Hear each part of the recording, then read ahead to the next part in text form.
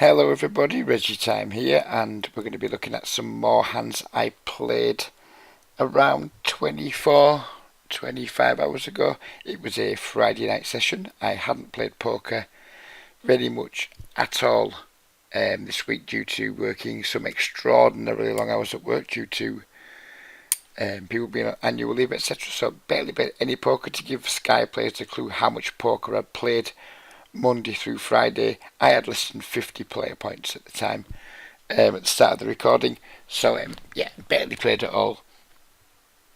And I was looking forward to getting stuck into a session. We were hoping games were going to be good. It was Friday night, and fingers crossed we've got enough good hands in this video to make it interesting. There's about 20, I think, maybe slightly less. Some will be more interesting than others, but shouldn't take too long to rush through them. Please don't forget to hit the likes and what have you. Trying to get the Facebook group membership up to 1,000, so if you're not already a member of the Facebook group, please do consider coming along and joining that. Hit the likes, hit the subscribes. We started off this new series type thing saying we want to get X amount of likes for the next video. I think that's good. I'd like to still get lots and lots of likes, but I think I'm going to do it based on number of views going forward rather than just likes. So once this video reaches 250 views, I'll start preparing for the next one. So please do hit that share button too, and let your friends and poker acquaintances know about it. So without further ado, let's get stuck into the hands. And I hit the wrong pause button, so I'm not sure if it introduced this hand or not, but we'll do it again now. 13L table, 2 limpers and a regular over limping. Don't give this guy credit for having much of a hand at all. If he's just over limped, he's good enough to not over limp with strong hands, etc. So I think he's pretty weak, these two. Who knows? But obviously we're going to pop it up a little bit. I think like 180 seems fine to me. Wouldn't mind seeing, say, 210 either. And we go with £2, which is unusual for me. Rare I bother typing it in. We flop top set because that's what you got to do when you're good. And I think we go for the check here, and I think that's probably okay. If we had bottom set, I think it'd be a super easy, just bet big, bet big, bet big, because you can have a lot more like 10 jack, jack X, 10x and what have you. I think here if we want to bet, we're kind of hoping he's going to call with what, pocket 8s, pocket 7s, ace 10, 9, 10, maybe some like king queen, ace queen, I don't know, that type of thing. There's not too many hands he can have. Happy to check here. If he stabs, then great, we can continue either with a call or a raise depending on what size he bets. And if he checks back and improves slightly on the turn, then that's good too, because we can hopefully try and get some more value. So I think that flopping top set on such a dry board here, I think checking is by no means mandatory, but I think it's absolutely fine. We do check, he checks back pretty quick. We need to start betting now. I don't think he's got much very often. You just got to hope he's in there. I don't know. If we're really lucky, he's in there with like a queen 9, queen 8, queen 9, queen 8, queen 10 type hand. Queen 7 suited, who knows what. But you've got to hope he's either improved to a made hand here, or at least the queen's giving him some draws that we can get some value from. We need to start betting. We bet. He jams. We have the easiest call in the history of the world, and we lose to the king 9 offsuit. So giving a free card there didn't work out too well for us, but we're not playing results, we're not being result orientated. I still think it's completely fine to give a free card. Unfortunately this time it just hit gin for him, but never mind at all. I'm unhappy that we didn't win the hand, of course, but I'm not unhappy with the line we took. I'm not unhappy to be playing with people who limp king 9 offsuit under the gun and call 6, almost 7x raises.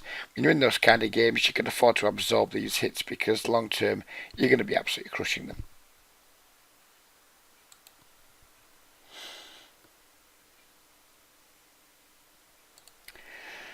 On to the next one.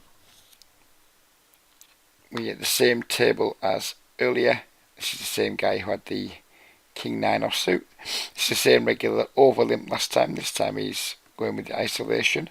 I think with a hand like Queen 10 suited here, I can go two ways. We're never folding. We can either call, then obviously invite the under the gun limper into the pot and then have a reasonably playable hand with the fish in the pot. But given we're going to be out of position to two players and out of position to a decent regular, I think I probably prefer squeezing. I think if we were going to be in position on the fishy guy, then calling's fine. But when we're going to be out of position to two players, I think I probably just about prefer squeezing, although I would call a decent amount of the time. This time we did go for the squeeze. I haven't reviewed this hand back, but I do remember the hand. I don't think I played it particularly well. It wasn't my finest hour, to be fair. So we succeeded in our mission of making the bad player fold and making the good player call. And that was absolutely our intention when we went for the squeeze. Getting the bad player out and getting each other heads up out of position against a good player is pretty optimal. If you can do that all the time, then you're going to be onto a winning strategy for sure. So we get by the way, that was a piss take in case any of my people who like to pour scorn on me think that I was being in any way serious there. Yeah, so against this player, he thinks I'm a nit, or I think he thinks I'm a nit anyway, could be wrong. Obviously it's a terrible board for our hand, but I think I'm going to continue here quite a lot based on the dynamic I think I have with this player, where I don't get out of line versus him. I think he knows I don't get out of line versus him, so from now and again I think we can get slightly out of line and maybe just about get away with it. Terrible board for our hand, terrible board for our range, but I'm hoping that we're just going to be able to make a bet here and take it down. There aren't too many good turn cards for us. As I said before, we talked about the hand. It wasn't my finest hour. I think the squeeze was fine. But I think we just check here. We're just always going to be check folding, or almost always, unless I start slipping some premium pairs into like a check raising range possibly. But yeah, not my finest hour. I'm kind of betting here, just hoping I represent aces and hoping he's just got two broadways that have missed that are maybe slightly better than ours. It's a lot of hope in there, not a lot of expectation, but then do we get bailed out or don't we get bailed out? Who knows? Seems like a good card though. I don't really think we can continue betting on this turn card though. If we have the best hand, he's not that likely to call us with worse. If we don't have the best hand, then we're just going to go broke. And if we do check, then maybe sometimes he's just going to take a stab with some stuff, just attacking our weak looking range. So I went with the check, planning on check calling, hoping it went check check, which is what it did. And on the river here, it's a question of now, do we lead or do we check and bluff catch? And at this point I decided he probably had a hand something like pocket jacks, pocket nines, maybe some stuff like, I don't know, ace king that said not to fall, but I don't think he has that very often at all. Something like ace jack suited, things like that. Pocket sevens, pocket fives, quite a few pocket pairs. Then we're just pot controlling. So I elected to go with a small sizing here, and I was planning on calling a raise, because I think this player's good enough to realise here that when I use this size, I'm just not going to have a very strong hand at all. Not going to have many bluffs in it either. It's kind of, I think, as I said, I don't think I play this hand at all well. I think my hand is pretty much face up as being like one pair at best here, and a lot of stuff possibly worse than one pair, but probably not for this sizing. So I was planning on calling if he did raise. I wouldn't have enjoyed it, because I still don't think, even though this guy's a good player, I still don't think too many people are bluff raising too many rivers. But I think this guy's good enough to understand that I'm never very strong here, and possibly sometimes turn a weaker hand into a bluff. Fortunately, we weren't put to that decision. And opponent did just call and we won. And he later said in chat that he had two tens, which is kind of unfortunate for him because he was in really good shape against two tens. And so yeah, we didn't play that hand very well, but there's no shame in my game. We're going to show all the hands that ones I think I played well, ones I think I didn't play so well, ones that we won, ones that we lost. Don't really care. Just going to show all the hands that I thought were interesting from the sessions. Some of them, like this one, I'm not going to cover myself in glory, but who gives a toss? We played the hand, it was semi-interesting, so we reviewed it. We're skipping back 3 minutes here because on my notes it looks like we missed a hand. So we've skipped back 3 minutes for those of you paying attention to the time in the top corner. So we have a tight regular isolating for pot under the gun. For those of you who are regulars on Sky, there's only one regular who consistently opens by using the pot button. It's that player. This player is a member of the Facebook group. I'm not going to use your screen name, but Charlie, if you're watching, it's you. We got into a few spots during the session, and I think I got the best of them most of the time. I guess it was probably a little bit tilting for you. And some of the hands might be tilting for you to look back at, because I do believe on some later hands I did bluff you, but I could be wrong. So yeah, I think we have a pretty easy call here. Hope that the under the gun guy comes on. This is the same table as the previous two hands. This is the same guy with the king 9 earlier. So we call to set mine. And of course we hit the set. Let's see what we do here. I think checking is the standard line, but how often do people c-bet weak in multi-way pots? Not that often. I don't think this player does at all. I think if he does have some like weaker hands in his range, he's just going to check them back. And the only times he's going to be betting really is when he's got like top pair plus, and maybe like some draws, but there's not too many draws here. Don't know what he does with his ace queen here, for example, or his ace 10. Suspect he probably bets his queen 10, but I don't think he's going to be betting that much.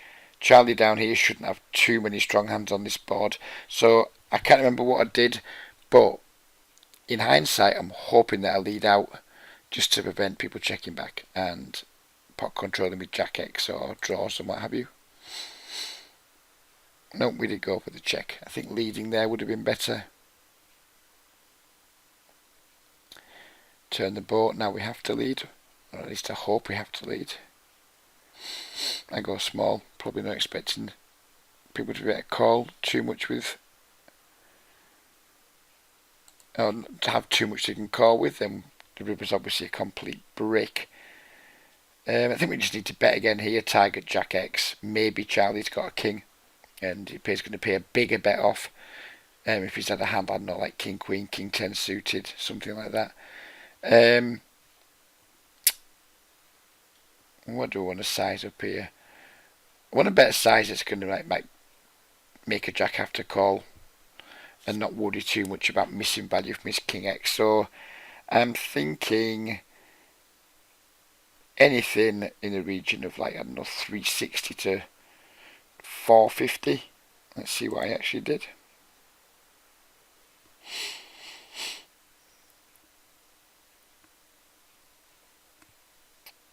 Seems about right for my lines. Not saying it's the right sizing, but it's in line with the sort of things that I do.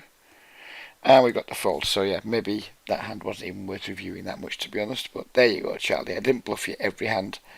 Certainly didn't bluff you in that one. This is the same table as all the hands so far. This is another again, we're in the pot with Charlie. I think there'd been a limp from somewhere Charlie had raised, and we'd 3-bet pre-flop and Charlie had called, and then we get this flop. Seems like it's a pretty standard spot to c-bet versus a regular. We're going to have a lot more strong hands on this board than he's going to have, you'd imagine, given that he didn't 4-bet. So we can always have all like the pocket kings, ace king, pocket aces. He's probably got more pocket 8s than us. Well, definitely got more pocket 8s than us. Pocket 10s probably. He's got as many as we've got, but we do have a range advantage here, so I think we definitely need to bet, especially with like the backdoor flush draw and the backdoor straight draw.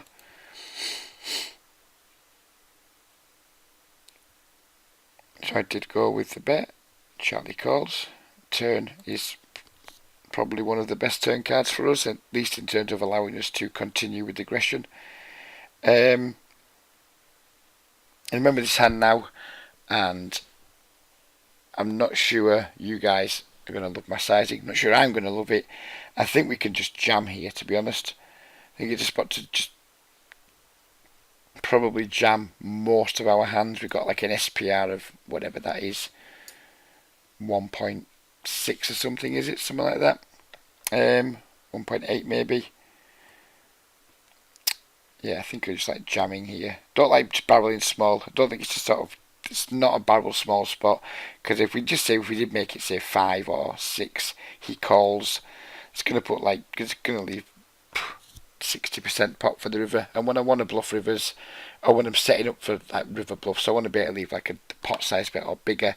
We're not going to be able to do that here with the small, even with the small bets. So I think I would have preferred to see myself jam, but I just go with some weird overbet sizing rather than jamming. I'm not sure what my thought process was at the time. As you can see, we end up going with like a this size, which is like, 80% of his stack. I mean, obviously we have to call if he jams. Maybe I just thought this looks stronger than the jam does. In fact, that's almost certainly what I was thinking. That this sizing looks stronger than a jam. I think it makes very, very little difference. I think this and jamming are almost the same thing. I don't know. Don't suppose it matters too much whether we use this size or a jam. The more I think about it, I guess they both achieve the same thing. So we did go with that size, just basically committing ourselves to the hand, and Charlie thought for a long time before folding, and yeah, I enjoyed that one.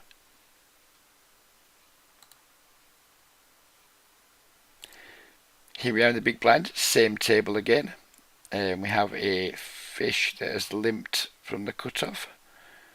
We raise, we're not isolating because we've got him heads up already, but we raise with the 2 jacks. Pretty easy big bet on this board versus a fishy player. Probably planning to jam a lot of turns, I would guess, if I'm going to use this sizing. Probably not going to jam that turn though. I don't actually remember this hand. I think my plan here normally would have been like bet this flop, and if like 5, 6 or 7 comes, just go all in. Any card that doesn't complete the flush or bring the obvious straight, go all in. Wouldn't be that happy going all in on over cards. I guess there's not as many good cards for me as I first thought. Although if we do pot the flop, he's less likely to be peeling with like Ace X, King X, unless he's got like King 7, Ace 7, Ace 5, that type of thing. What do I want to be doing now? I don't think we can bet. And I don't think we can bluff catch that effectively either on this board. I guess it's just to give up and just hope we like get to showdown. Try and get to cheap showdown, I guess, is just going to be the strategy here against the fish. At least I hope that's what it's going to be.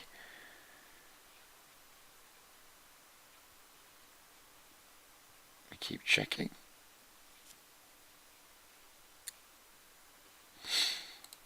He bets. So we're getting like a reasonable price on the call, but how often are we good here? It's a tricky one, because like the 9 brought in like the straight to with using the 8. The 3's now brought in the straight using the 4. Didn't think he could have an 8 because I presume an 8 just bets the turn. So it's like 4x. Guess he can have some 4x, like 5-4, 6-4, 7-4, maybe even Ace 4 suited. I think we should just fold. I'm vaguely remembering us not folding and losing, but I could be wrong. But I think we should just fold here. Do I think fish are going to be bluffing that often using this sizing on this board? No, I don't. I think if we call here, I think it's going to be a bad call. Yeah, it was. He didn't bet the turn. So my read on him checking back an 8 on the turn was clearly wrong. That was a bad call. I guess I just got a little bit too seduced by the price. You've got to call 5 to win a pot that will then be 20. So we're getting a pretty good price on our money. But that's the thing. Sometimes, when you think you're getting a bargain, what you're actually buying is something that you neither want nor need in the first place. And that was certainly the case on that occasion. So in this hand we've raised the button with Jack 9 suited, pre-flop. It's a different table to the one we've been playing. I think it's still a 30 table though. But it's not the same one we've been playing in the previous hands. With pretty mandatory c-bet here. with the gut shot backdoor flush draw, and that's what we do. Turn a club. I think this again is another decent spot to go with an overbet. I think like doing a lot more of this on the turn these days is like using bigger sizings and trying to be a little bit more polarised. So for example, I wouldn't, well, against a fish I probably would be going, in fact against fish I'm probably just, when I'm betting turns I'm betting big pretty much all of the time, with all the parts of my range that I want to be using to bet with. Yeah, so I think we should certainly be going big here. If we're not overbetting, we should be like at least clicking and getting up to around £4. But I'd be quite happy to see myself go up to 6ish. Hope not to get raised, of course, because that would suck. But I think it's a decent spot. Put a lot of pressure on his 6x, on his king x, on stuff like Jack Queen. If he's got a hand like Ace Jack, something like that, can put a lot of pressure on a lot of hands that can't really take the heat that called the flop. So yeah, I'm liking an overbet here. I'm liking it being around 6.30, something like that. Yeah, don't do that, Reg. Oh, don't like that sizing. It's just such a fucking wishy-washy sizing, isn't it? It makes it a relatively easy call for him with his 10x. Yeah, he probably gets his like Ace Jack, Ace Queen to fold. Maybe not even them, depending on how stationary he is. Probably gets his 6x to fold. But yeah, it's not happy with the sizing there. I think it needs to be much, much bigger. He has called though, and now the front door flush has got there. So my thoughts here are, if this player checks, he doesn't have a flush very often. I don't think fish check flushes that often on rivers. I think usually quite a lot of fish will go just like check call with draws, and then just donk when they get there, especially on rivers, because they're just too scared of it checking back, etc. So if he bets, I think we just obviously no drainer, fold. If he checks, I think we should probably try and bluff again to maybe we get him off a lot of 10x by bluffing the river. Whether we get him off king x, yeah, I wouldn't be too sure. But had we gone with the turnover bet, we could then have just comfortably just jammed the river. Although I guess if we go with the turnover bet and the heart gets there, he's maybe going to have a few more flushes in his range. I don't know, that could be bullshit. But I think we should definitely bet here. Once he checks. And if he's got a king, don't expect him to fold, but expect him to fold anything that's like worse than a king, but better than our nothing.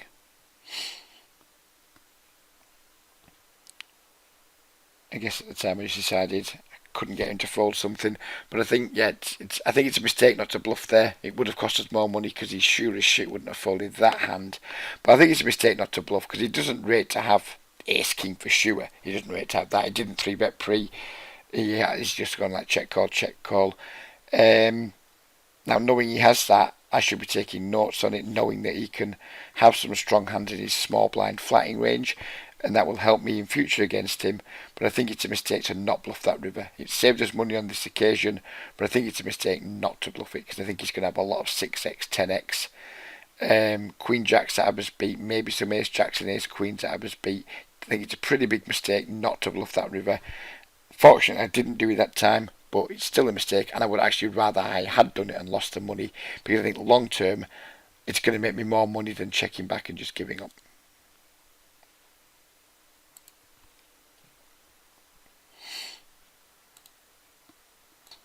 So on this hand, we have faced a min raise from a unknown fish in the small blind.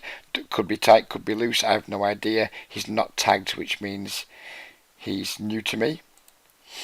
I think we just still 3-bet, depolarize for value against unknown potential probable fishes. We flop a top pair. He overbet donks. We just have obviously was tribute gem. I guess we could think about calling. I think at the time, if I recall correctly, I thought about just calling, but I didn't want to deal with like a 5, 7, 9 jack. There's enough bad cards that either beat us or slow him down. It looks like he's committed. He's committed nearly half his stack. So I went with the jam. Can't remember what he did. Can't remember the outcome. He calls with just the gut shot and we win. And then dragged down a 40 quid pot with someone who just decided to call a 3-bet out of position with ace-9, overbet, donk a gut shot, and then call it off anyway. Poker it's not in a good way, it's poorly, but stuff like this shows it surely isn't dead yet if you're disciplined enough to put yourself only in good games and not give in to temptation to grind bad games just for the sake of volume or for the sake of wanting to play. I guess we just got from a tangent here slightly. I think that is one of my biggest strengths, and what probably helps me make more than a lot of players who are probably better than me is my absolute refusal to put bad volume in. I guess that's the way of putting it. I don't put bad volume in. If I'm playing, I don't care if it's like, I'd prefer it was 4 tables, 5 tables. If it's just 2 or 3 and they're all good, that does me. If I get down to 1 table, I usually just quit. But what I don't do, I'm very efficient with my time.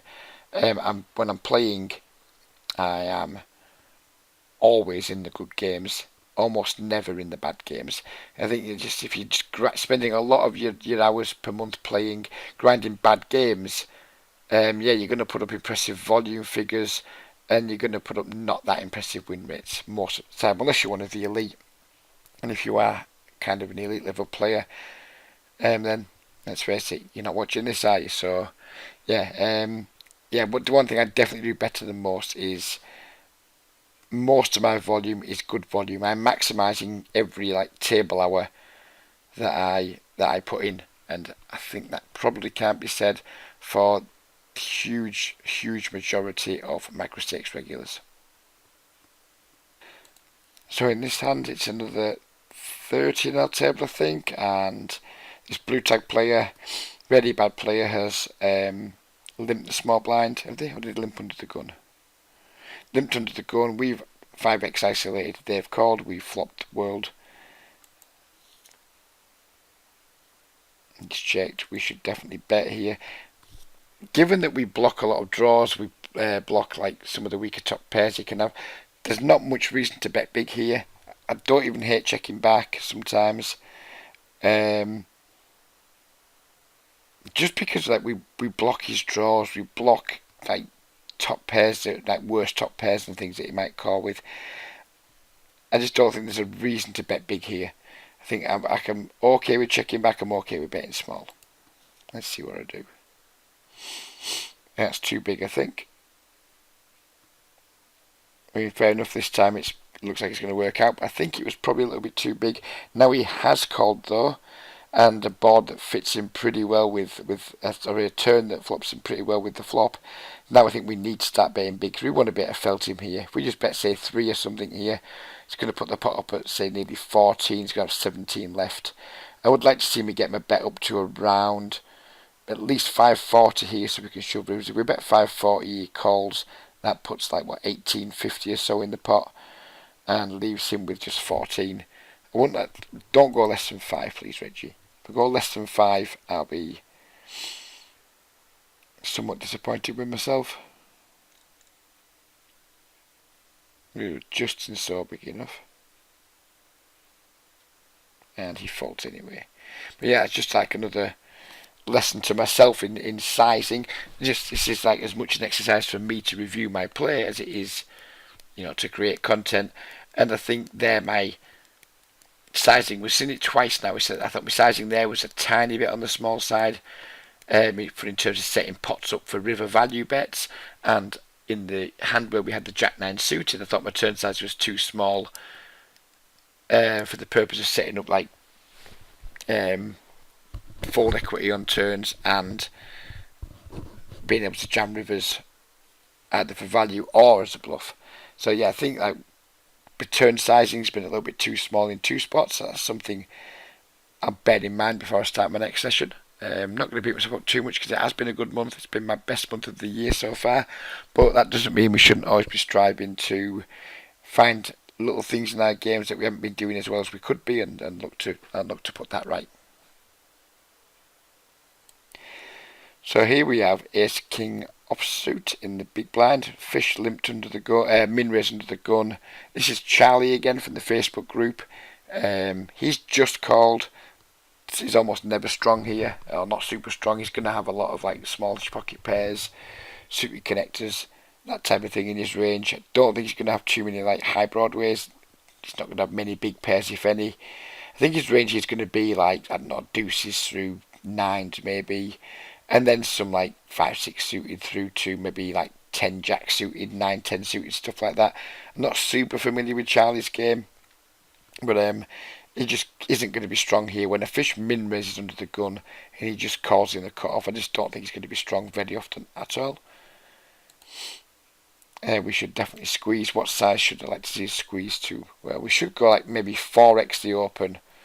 So that's 240, and then like, I don't know, 360, 420. I wouldn't want to go smaller than 420, and I wouldn't mind if I went bigger.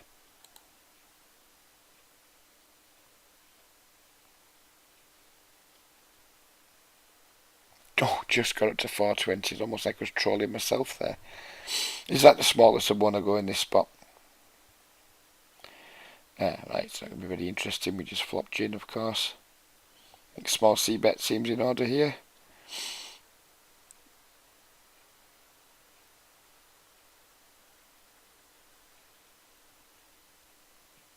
Charlie calls.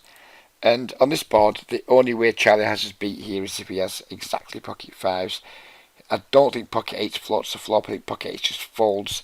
So I think we almost always have the best hand here. You kind of just have to hope Charlie maybe has a hand like ace 10 suited, ace jack suited, but seems pretty unlikely to be fair. I don't think you can call too often here because I think he just 3-bets ace queen pre, probably 3-bets ace jack suited pre. He doesn't have pocket eights because he folds that on the flop. If he does have a hand like pocket nines, pocket tens, then he's not going to call anymore. I still think we need to jam here because I'm going to want to be jamming if I have a hand like queen jack of clubs, jack 10 of clubs. Not that I'm always going to be squeezing them. If I had like ace 10 of clubs, things like that, they're going to be, well, maybe not because we don't need to bluff them, I guess. But yeah, I think we just set ourselves up for the turn jam. So I think we should just do it and just hope. Just hope he has something he can call with. Don't think it's very likely. I think we're going to get tons and tons and tons of folds, and we did get the fold. But I don't think any of the sizing makes sense there, really. In terms of our overall strategy against Charlie and other regulars, the jam is what makes the most sense there in terms of our overall strategy. I guess we could sometimes check and maybe try and induce him to turn a pair into a bluff.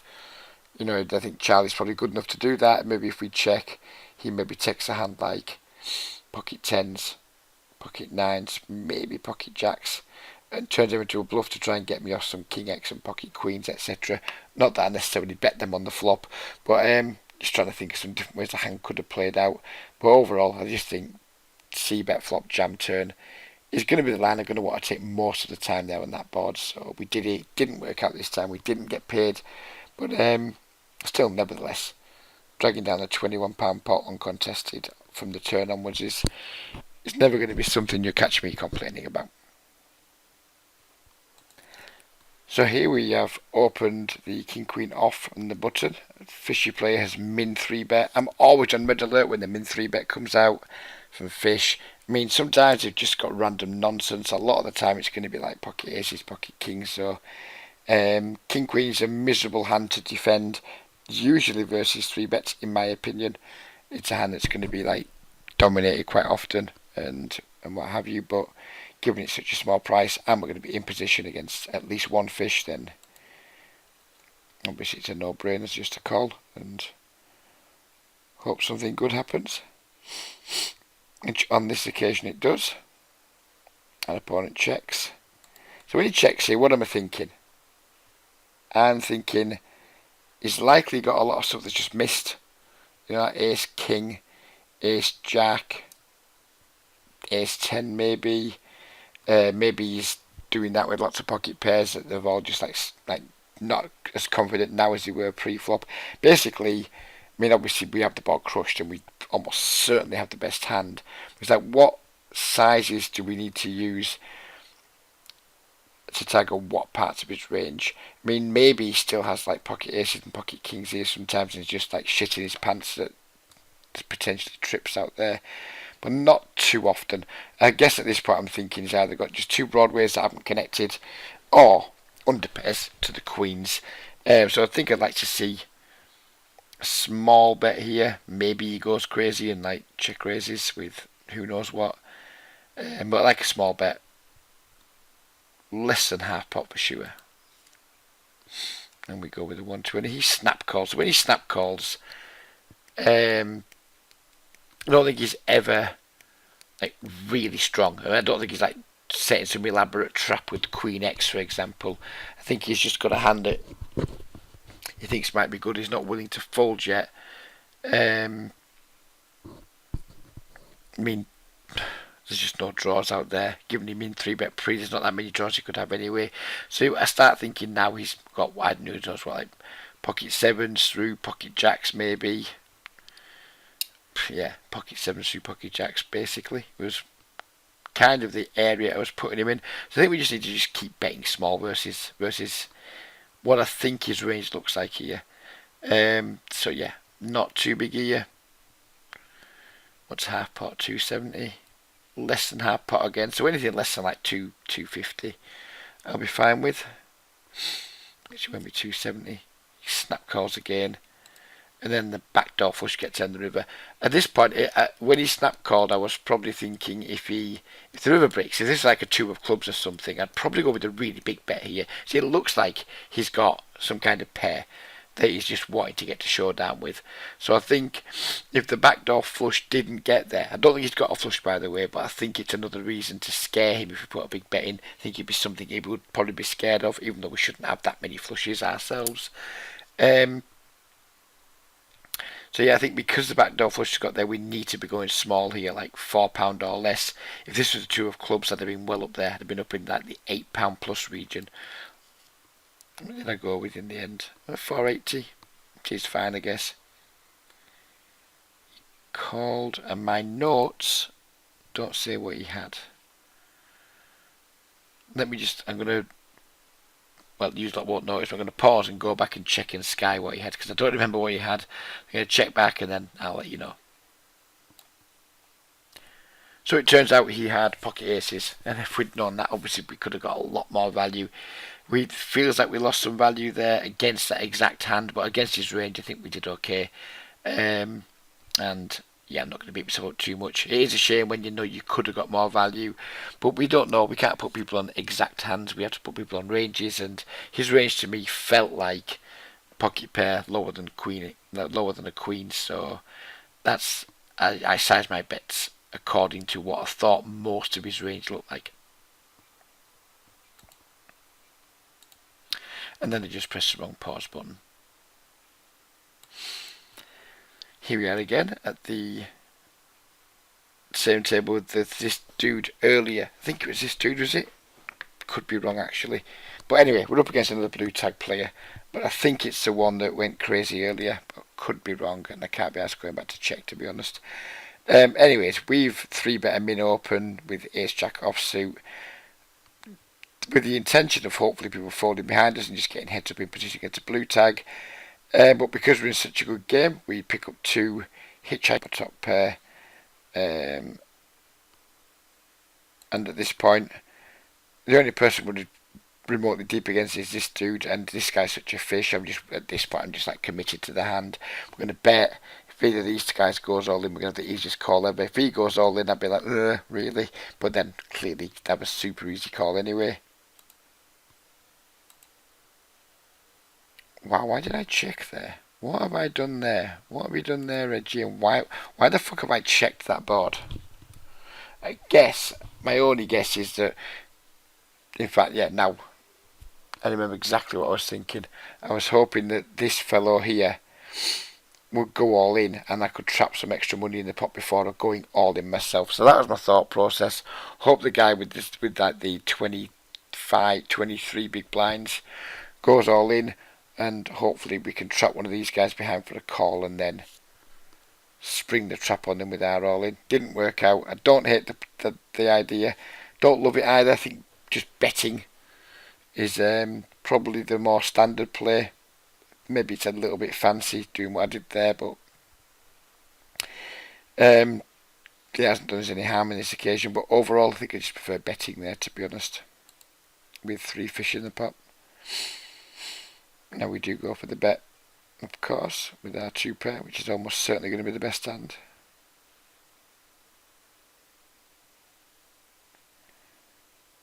And now it's just going to be a question of river sizing, I guess. He's got more than pot left. But I think he's going to have an ace a lot. So the question is, what size do we use? Small's out of the question. Small is completely out of the question here. It's just, do we go with a kind of like a 11, 12 pound size bet, or do we get greedy as fuck and go with the jam? And I don't remember what I did. I haven't looked the hand back. So what would I like to go with? I think I prefer going with like maybe a 12 pound bet. I think a jam's maybe if he's got ace king or something like that, then he's not folding to a jam. But I don't think he has a massive amount of ace king. I think he's going to fall by that some of the time. So I'm really wanting to be targeting like his shit ace x, like his ace 9, his ace 8, his ace 10.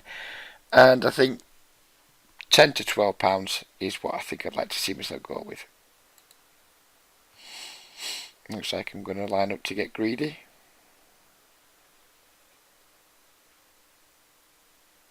And yeah, didn't work out. I mean, maybe he just didn't have an ace. Maybe he wasn't calling even £10. I think that the jam there against a regular is good, because we maybe rep a few more draws that have missed or whatever. So I think I prefer possibly jamming against a regular and betting smaller against a fish. I think I probably prefer that, because I think like a regular maybe heroes us with some like non-ace X stuff versus a jam, if they think we're going to have some like missed draws and things in our range, especially given we check the flop. Although when we check the flop and then start betting the turn, it does look an awful like we've just got ace X. So maybe, I think if we're going to jam there, it's going to be better to do it against a regular than it is against a fish. But overall, I think just like betting £12 there against most players is going to be better than jamming. But I went greedy, went for the jam, and we did not get paid, but never mind. Here we are, 20 minutes down the line. We have 2 jacks.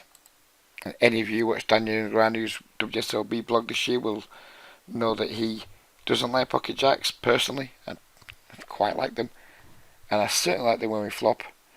Middle set. This is against the guy we talked about earlier, the tight guy who always opens for pot. Skyregs will know who he is. Obviously, we're going to check on this board. Problem is we can't check raise too often because it's just that dry. We have no natural bluffs. So I guess we were just going to be able to check call line. But once he checks, if this fishy player bets, then I think we can start check raising, because I'm not worried about this guy anymore. We know he's just going to check fold most of the time. And this guy won't be thinking on that level of what bluffs does he have here. If he's got an ace, he's just going to be calling our check raise. So I think it's kind of check call if the regular bets and check raise if the fish bets. Let's see what I actually do. Fish bets full pot. We definitely should raise. I think it's very, very likely he just has an ace.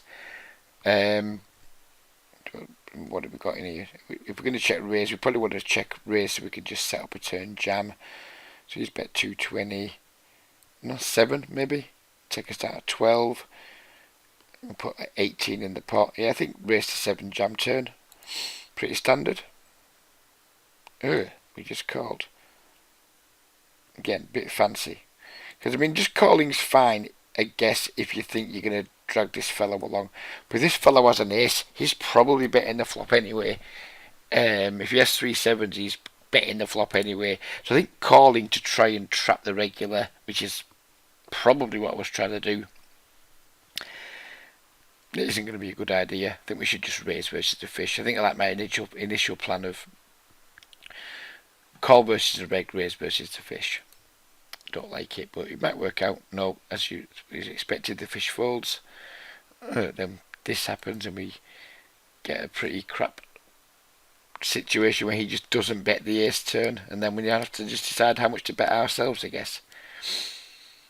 And at this point, means he's either going for a super, super elaborate slow play with an ace, or he just was like stabbing with air on the flop, I guess. So if he was going for a super elaborate slow play with an ace, then we should check because he's going to bet the river for sure. And then we get to raise and get all the money. And if he's got nothing, we should check to allow him to bluff so we can raise and not win all this money but catch some bluffs. Yeah, so I think originally my first instinct was we need to bet this river, but bet to get called by what? I mean, if he's like bet a hand like pocket nines on the flop, just because that's what fish do sometimes, they just bet for reasons that don't make much sense, then maybe we allow him to check that back and not make any more money. But if we're going to be targeting hands like pocket pairs worse than the jack or 7x, we can't bet big anyway, so I don't think we're going to be sacrificing too much value here by checking, because if I'm going to bet, I'm only going to be betting like maybe £2.40, so I don't think we sacrifice a lot of value by betting. So even though we've got a really strong hand and we're against a fish and we haven't got any more streets after this one to make up for any missed value, I think I actually still like going for a check raise here, and just like, because I think he's weak, so I don't think he can call. So just check again, hope he bluffs, or hope he's got a hand like, I don't know, ace 10 or something, and was just doing something silly on the turn and just trapping or what have you. So yeah, I think the more I think of it, the more I actually think I like a check raise here. He bombs it, we just hopefully jam. We do, he snaps. Oh yeah, I remember now, yeah. I was so confident. When I jammed that in there, I was so confident. When he called in that nanosecond before his hand opened up, I was like, oh boom, double up. No, absolutely not, because he took a hand that had who knows what percent equity on the flop, 5%, and he turned it into a winner. So more power to him. Nice answer. We have opened 9-7 suit on the button versus an unknown fish. I tagged him green because it was stack size, but again, a player I've not at all familiar with. He's donked on this flop. He has only 35 blinds left behind. The board's super wet. Yeah, it's just a jam, isn't it? Just a jam against this stack size, against this line. And yeah, not very interesting hand, I guess. Interesting in terms of we dragged down 100 big blind pot, which is always nice. Interesting that he's took a clearly fucking rubbish line, which is always fun to see. But yeah, we're not going to learn too much from it. We're going to learn a little bit about that player and put a note on him. But in terms of producing content that hopefully helps players improve the way they think about poker, then this hand is pretty much worthless. But it made the cut anyway. We have the two queens here, and this table, I think, was about to leave it, I suspect. Unknown player here, fish here, then just 3 regulars. This is the player that we talked about earlier, the nitty player. I decided during the session that he was getting downgraded to orange. He was red for a while. He was orange for ages and ages. Then he's been red for quite a while. But I've been seeing some things lately that make me think he hasn't been doing too much work on his game. I think his game's falling behind other regulars a little bit. So he's been downgraded back to orange. He's tight. He's very good at extracting value from fish. I don't think he plays very well versus regulars. Not saying that I do either, but yeah. I think he's also playing quite a bit of PLO lately. Maybe he's playing a lot of tables. I suspect he's not doing tons of work on his game, because he's in my opinion, he's overplaying in some spots. He's making some. Doesn't look like he's putting thought into his sizing. Looks like he's just doing some pretty moderate autopilot at the moment. So he's been downgraded to orange. Very much doubt he watches his videos. If you do, sir, then please don't be offended by your downgrade to orange. I don't suppose you'll give a fuck, to be fair, would you? Anyway, that's by the by. We've squeezed in. This player used to play a lot of cash. I think he's more of a tournament player these days. He still turns up in cash games from time to time. And this is Charlie, again, the players we talked about earlier, who we've held over so far during the session. We squeezed the queens, of course, and I wouldn't be thrilled to get them in pre-flop. But if necessary, I probably would have.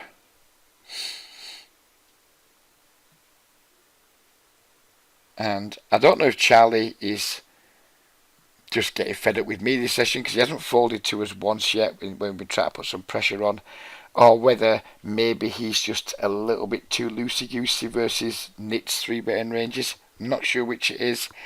Maybe because he's in the Facebook group and we've had limited interaction, maybe he's kind of thinking there's some sort of like ego battle going on that it's not existing in my head. It might be existing in his, but it's not existing in mine. Who knows? Maybe he's just having a bad night. Maybe he was drinking. Maybe he just had some good hands that weren't quite as good as mine. I'm not sure, but it did feel like he was kind of not going after me. So wrong words. Not going after me, but it felt like there was maybe some meta game from his side that wasn't really justified because, I don't get into pissing contests basically, or not very often anyway. But he called, and I think his range when he just calls the regs open and calls me again, he's going to be similar to what we talked about earlier. It's going to be like a lot of suited connectors, small pocket pairs. He can definitely have some Jack X here for sure, some like 10 Jack, Jack 9 suited maybe some Ace Jack suited. I think it's nice that we have two queens. He does block some combinations. Queen Jack suited, but I don't suppose that's massively relevant. I think the problem with this flop is not necessarily that we're beat. It's just, it's not going to be too easy to just better go bet and get paid off by worse. But we should definitely start by betting the flop. If he raised, I would just have snapped. If he shoves on me, we're just going to snap it off. If he raises, we're probably just going to snap jam. I don't think he's going to ever raise a jack here in the flop. I'm probably more concerned if he flats than I would be if he raised.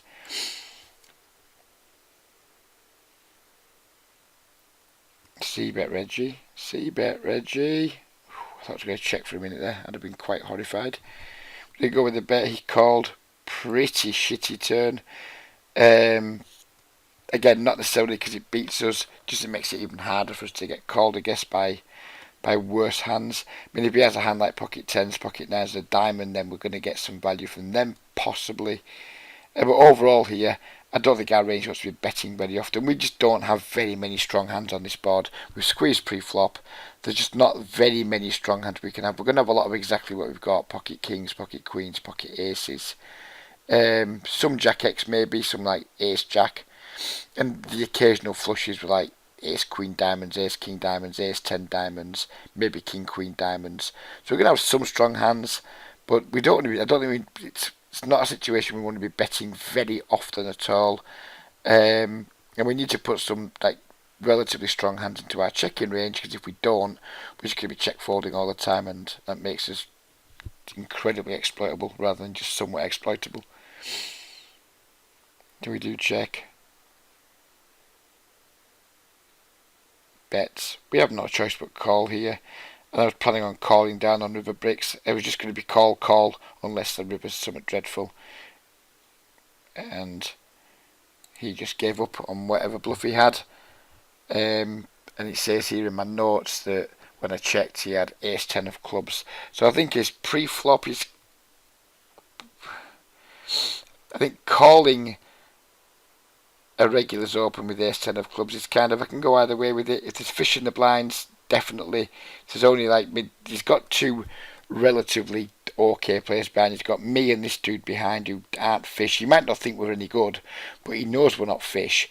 This dude may or may not have been a fish. But I think with Ace 10 of clubs, he prefer just 3-bet pre-flop, given like the action behind him, the people that go behind him. He's got no real incentive to at least let us two in the pot cheaply. So I think he should probably 3-bet his Ace 10 of clubs pre-flop. When he's just flat with it, I don't think he should really be flatting the squeeze very often, because he should know me well enough to know that I'm rarely out of line in these situations, and Ace 10 is going to be doing pretty horribly versus my range.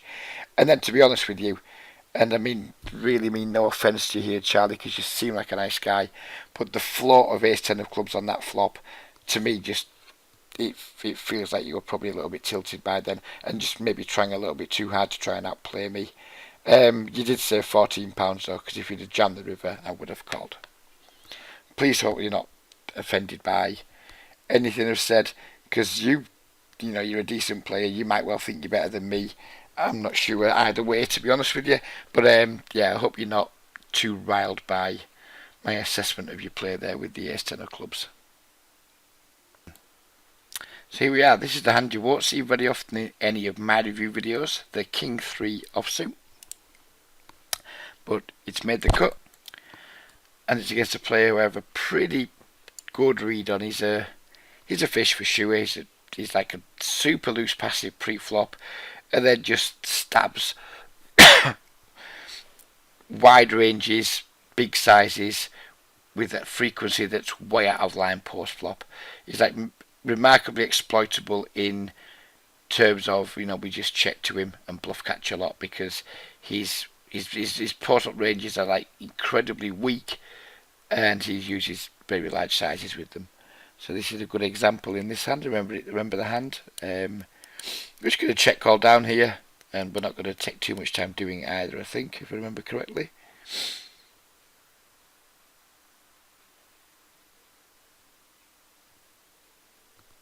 I mean, how often do you see me check calling whatever that was on the river, that bet size? Can we go back a tick and see?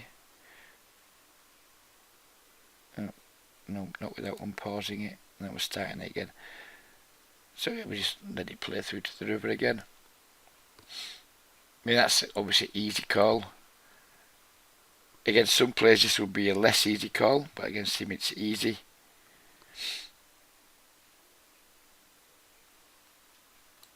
And so how often do you see me calling pot-sized river bets with just bluff catches? It's not very often at all. It's just spot where typically I will overfold, but against this specific player, it was like the easiest of easy calls. And if somehow he's got us, and there are plenty of ways he can have us, but if he's got us, he's got us. He just deserves his payoff because he bluffs his money off a lot of the time.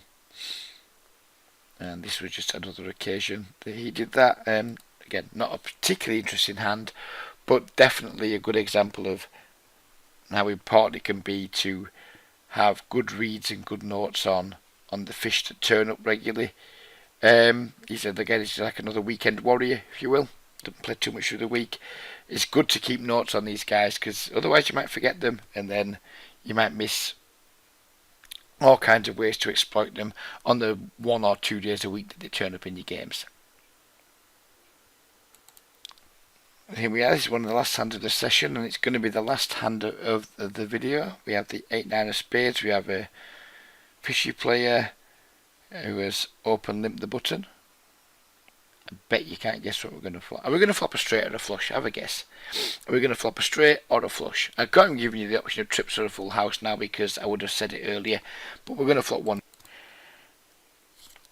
Somehow it looks like I paused, and I don't know if we've reviewed this hand or not, and I haven't got the Camtasia editing skills to go back and check. So I apologise if this hand hasn't been reviewed very well. Basically, we flopped the flush in a limp pot.